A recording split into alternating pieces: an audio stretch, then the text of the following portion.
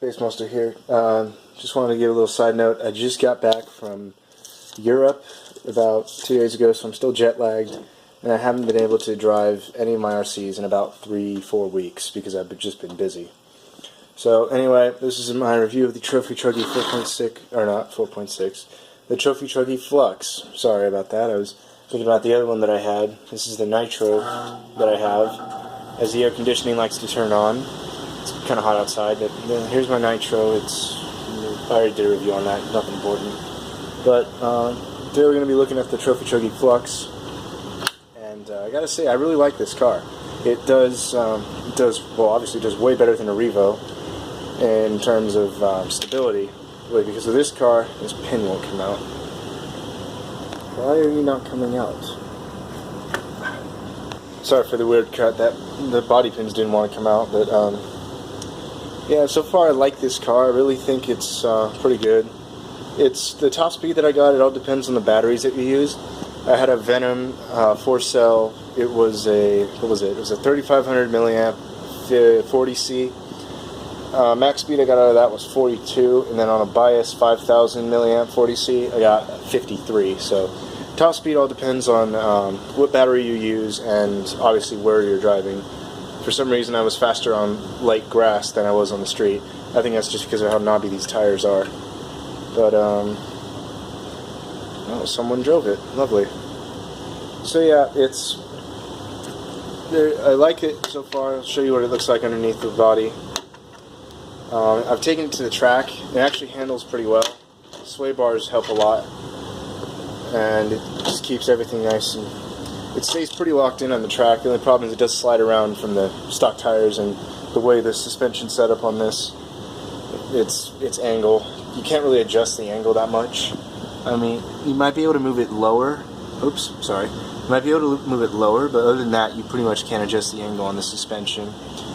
You can't drastically adjust it. Like on my Nitro, the shocks aren't here; they're more like over here, and that helps a lot with stability and ground clearance. Well, not really ground clearance, but stability and handling in general.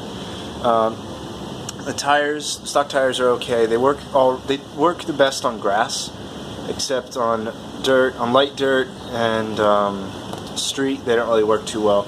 But if you have like a wet dirt sort of track-like material, they work okay. But once it starts to dry out, they don't really hook up too well.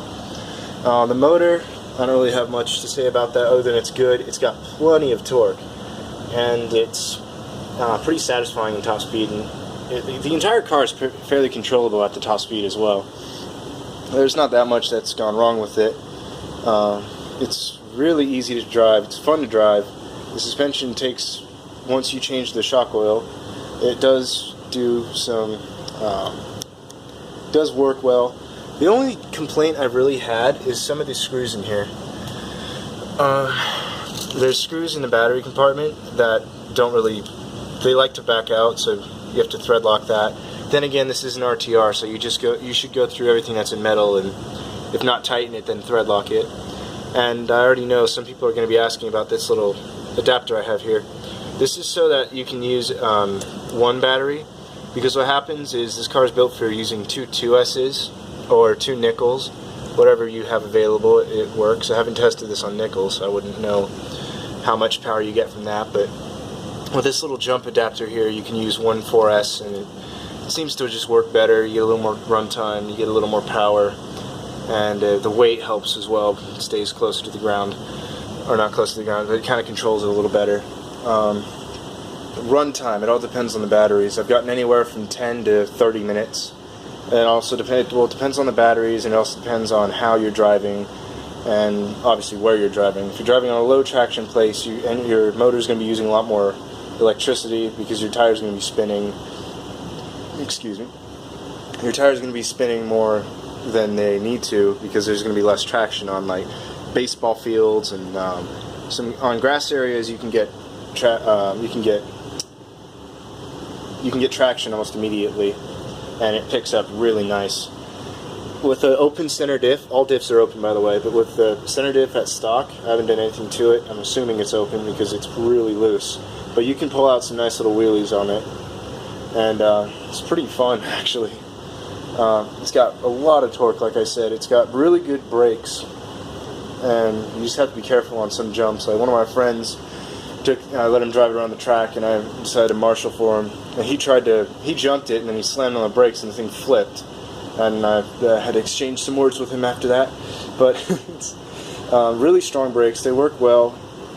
The only problems I've run into with this car so far is the grub screw on the pinion gear. Let me see if I can get a good angle at that. Good. If my camera would focus. Come on. That's about as good as we can get. There's a little grub screw on top of it. I don't know if you can see right there. It's right on top. That screw always backs out. Even with thread lock, it backs out, and it's not fun. Come on, camera.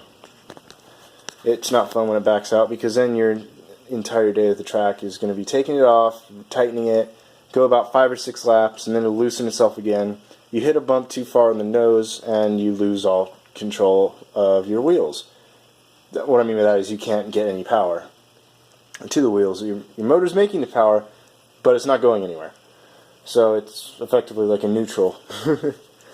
But I haven't really broken anything too bad on this.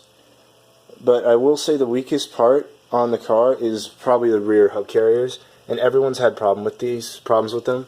I watched a video from Leprechaun79 and a couple other YouTubers out there who replaced those with metal. And I think the biggest problem with the car is it's a heavy car, so it's going to be breaking a little more parts that are plastic.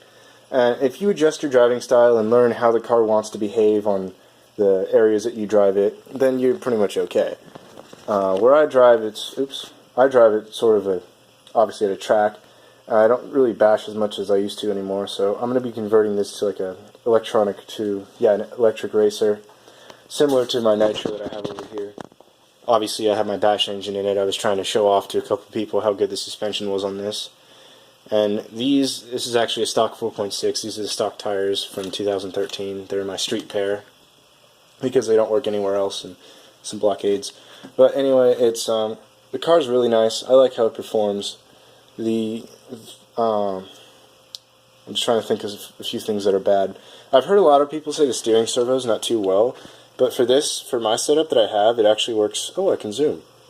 It actually works pretty well. There is a little bit of slop, but it's nothing too unmanageable. That you can deal with it and fix it and all that good stuff.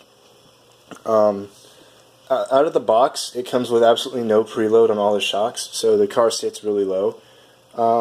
Actually, let me show something real quick. I'm going to pause the video and you'll see when I get back, but I'm just going to take the car off the box. Alright, so the car's off the box. Sorry for the weird cut, but you're probably going to ask me, why do I store my car in a box? And it's to keep the suspension working, because if you keep the weight on the shocks all the time, your oil's going to be experiencing a lot of, well, not a lot of wear, but a lot of, it's going to be, what am I trying to say? I'm sorry, I'm tired still. But your springs are going to be taking most of the weight of the car as it's sitting there, and just, you're not being able to see anything because I don't know how to use a camera. Anyway, but yeah, that's what I was saying is your springs are going to be taking most of the weight of the car. Your springs and your shock oil, of course, your suspension in general. But what's going to happen is after a certain amount of time, it's going to start to lower its level, and your oil inside the shocks is going to not really be as thick as it used to be. So I have 50 weight oil in here right now, and that's kind of what it does. It's really bouncy and really soft. So I think that's mostly because of the angle of the shocks too. Like I had 50 in my Nitro, and because the shocks are angled differently, it was pretty noticeable how much stiffer it was. So I think the problem with these is they're angled too much to the side. They're at about, what is that, roughly 40-degree angle, I think. I don't know, I don't really have a protractor on me or anything like that. But I know that the angle of the other shock tower that I have is better. But the car sits low, and I mean, I've got the suspension pretty much, ow, that was a chair, pretty much dialed in. Here's a quick look at the how it sits underneath. And I don't really have a ruler, but I do have an igniter right here that you can see. That's the bottom of the igniter. This is my ride height that I have set up. What's another way? What's a better way that I can show everyone this? How much taller?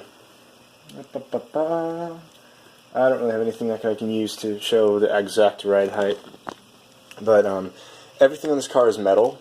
That is, well, not everything, but a good majority of this car is metal. You can see it. It's the chassis is metal, and I really like that because it takes more abuse. And if you do mess up, your body's going to take it. The plastic piece is going to take it. So it's not going to bend the metal, but the metal's going to definitely have an impact on it. I don't really know what else to cover. I mean, it's been a little while, but if I missed something in this pretty quick review, if I missed something in the video that you really want me to cover, or you just have a question about it, be sure to leave questions in the comments. I answer them within about 4 days of you comment, unless something's wrong. Then the most I'll ever take is about 2 weeks, but that's the most. I mean, I'm on YouTube all the time. And so yeah, excuse me.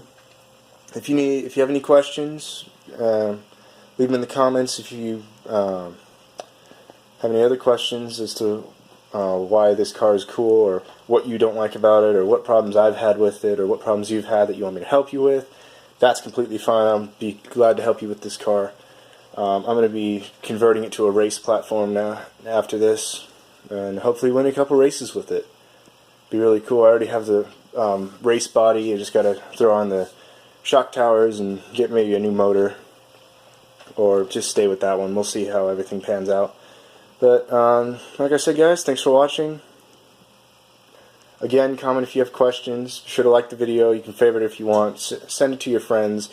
I would recommend this car to buy to anyone, but you just got to keep in mind how much, well, not how much it costs, but what it wants to behave like. So I probably missed a couple things in the review. I'm serious, I'm going to keep saying this. If you have any questions about the car at all, just leave them in the comments, and I'll answer them as soon as possible. So, thanks a lot for watching, and I'll see you next video. I have no idea when that's going to come out, and I have no idea when this video is going to come out. It's currently August, what is it? What's today? August 5th, I think? August, what day is it? August 4th, my bad. Today is August 4th, 2016, so I know I promised this in like sometime in July, but I was never here. So yeah. Anyway, thanks a lot for watching. I know this review was quick, and I'll see you guys later.